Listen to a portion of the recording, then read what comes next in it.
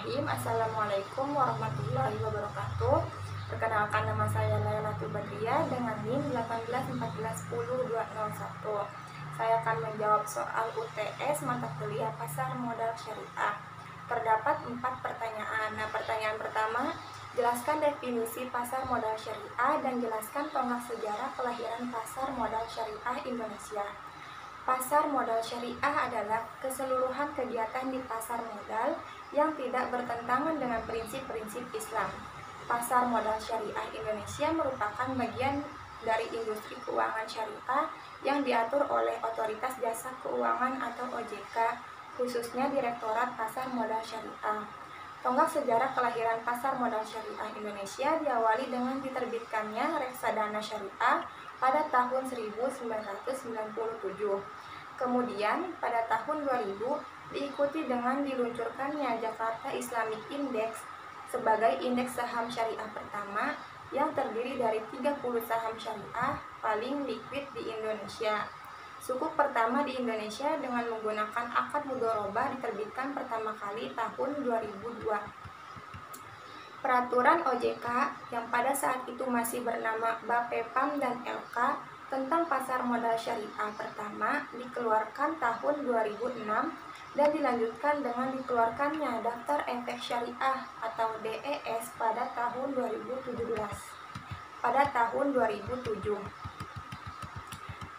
DES adalah panduan bagi pelaku pasar dalam memilih saham yang memenuhi prinsip syariah. Pada tahun 2008, pemerintah menerbitkan Undang-Undang Nomor 9 Tahun 2008 tentang Surat Berharga Syariah Negara. Tonggak kebangkitan pasar modal syariah Indonesia diawali dengan diluncurkannya Indeks Saham Syariah Indonesia atau ISSI sebagai indeks komposit saham syariah yang terdiri dari seluruh saham syariah yang tercatat di Bursa Efek Indonesia atau BEI pada tahun 2011.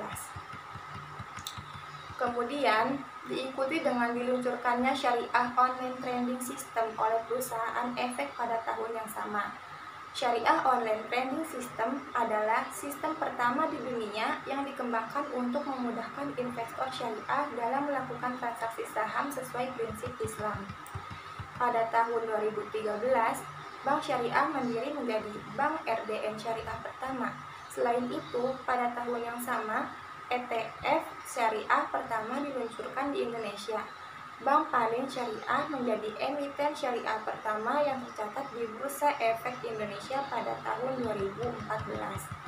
Selanjutnya, pertanyaan kedua, jelaskan perbedaan antara akad musyarakah dan akad mudharabah pada pasar modal syariah.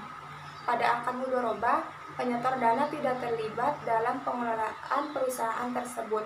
Investor atau sohibul mal menyerahkan pengelolaan kepada pihak lain untuk bertanggung jawab. Akad musyarakah yaitu dua atau beberapa pihak bekerja sama saling menyetorkan modalnya. Adapun perbedaan dalam pembagian kerugian khususnya secara finansial dalam akad mudharabah, kerugian 100% ditanggung oleh investor jikalau kesalahan murni karena kondisi bisnis bukan akibat mudharib.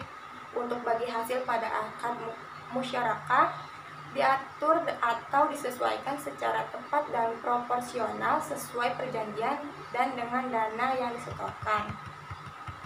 Pertanyaan nomor 3, jelaskan beberapa kaidah fikih muamalah yang sering digunakan di pasar modal syariah. Pada dasarnya, segala bentuk muamalah adalah mubah, seperti pada dalil Bismillahirrahmanirrahim, al-aslu fil asya'i fil mu'amalati al-ibahah illa ma dallat dalilu ala khilafi, yang artinya pada dasarnya pada segala sesuatu pada persoalan muamalah itu hukumnya mubah kecuali jika ada dalil yang menunjukkan atas makna lainnya.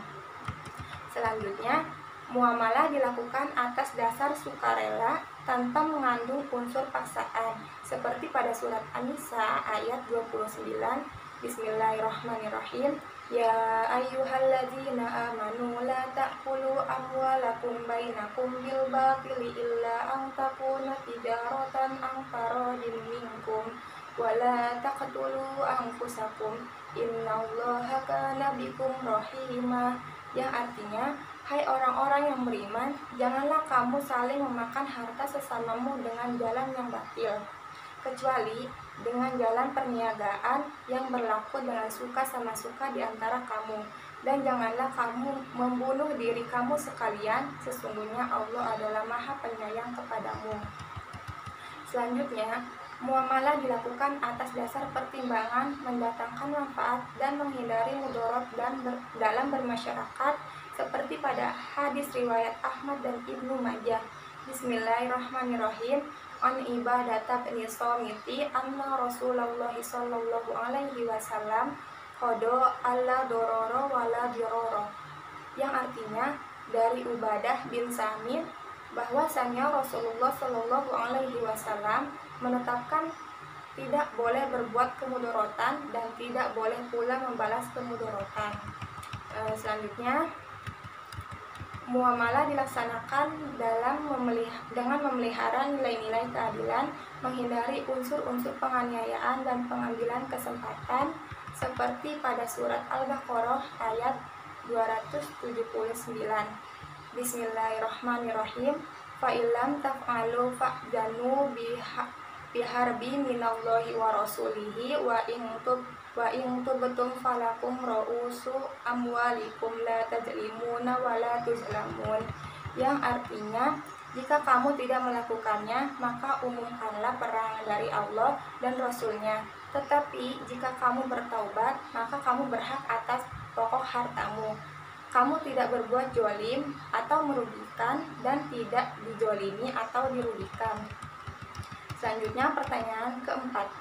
Jelaskan definisi dari fatwa dan jelaskan peranan dari Dewan Syariah Nasional Majelis Ulama Indonesia pada pasar modal syariah. Fatwa adalah keputusan atau komentar atau petuah yang diberikan oleh mufti tentang suatu masalah, dengan kata lain yaitu nasihat orang alim.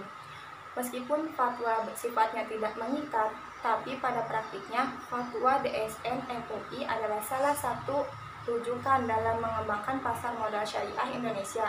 Sampai dengan saat ini terdapat 17 fatwa DSN MUI yang berhubungan dengan pasar modal syariah.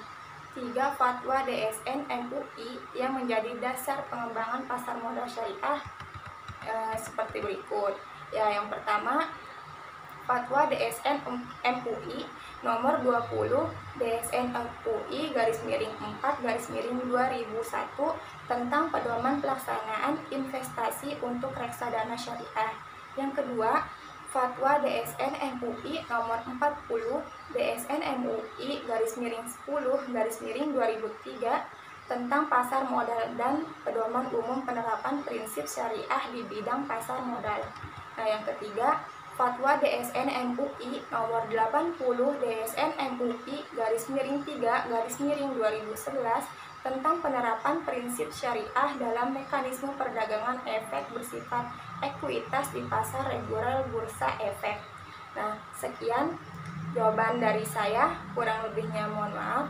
Assalamualaikum warahmatullahi wabarakatuh.